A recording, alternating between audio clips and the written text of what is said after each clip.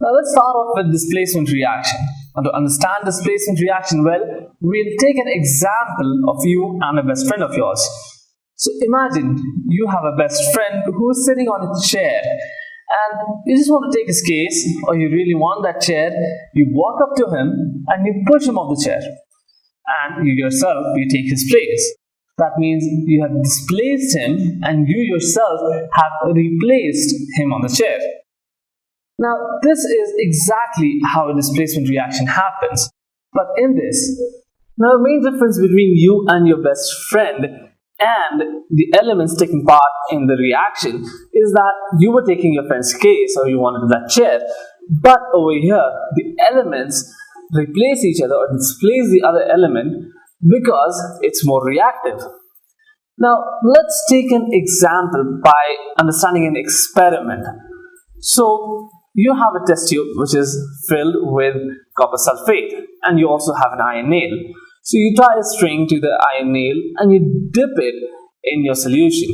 Now maybe after an hour or so, you pull that iron nail out and you will see the color of the iron nail has changed to brownish color, and the color of copper sulfate has changed from blue to greenish.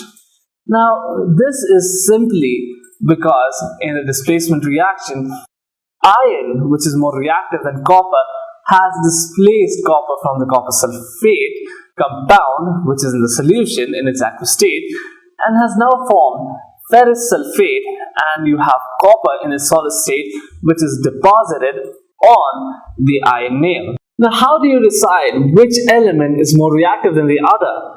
It is very simple. You have something called as a reactivity series.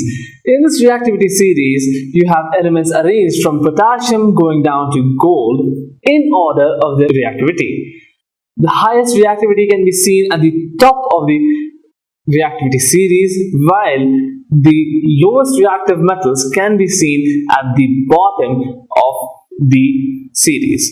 Now, if you recall the experiment that we have just conducted of iron replacing copper in copper sulfate solution, if you just look at it carefully, iron is placed 2 elements above the copper. And that's how we know that iron is more reactive than copper, and it is quite logical that iron would replace copper. Now let's take a few examples and enhance your understanding of the topic, and then let's test if you have actually understood what happens in a displacement reaction.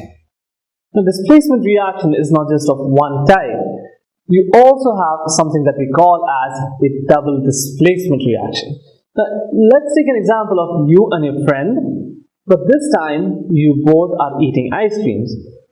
And for some reason you both do not like your own ice creams and hence decide to exchange your ice creams.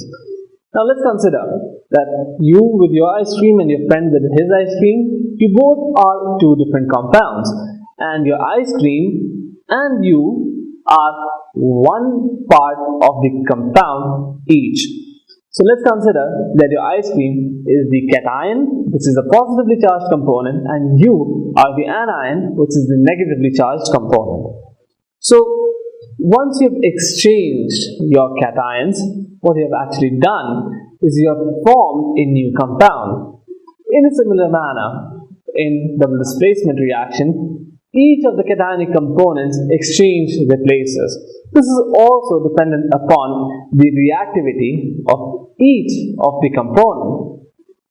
Now, a classic example of a double displacement reaction is wherein you have sodium sulfate reacting with barium chloride.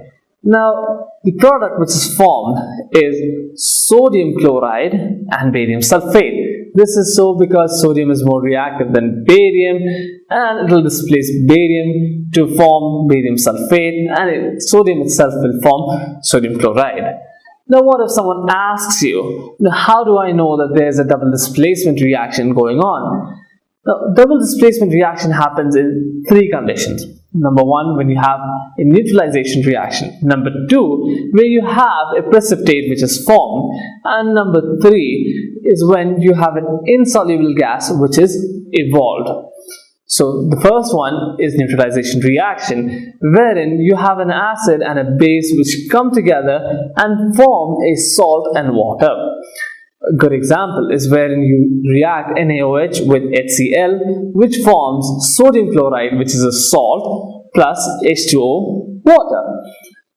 And there are many examples for precipitate. Precipitate is nothing but the solid layer which is insoluble in the solution and it settles to the bottom. When you see such a reaction, you can easily say that this is a double displacement reaction.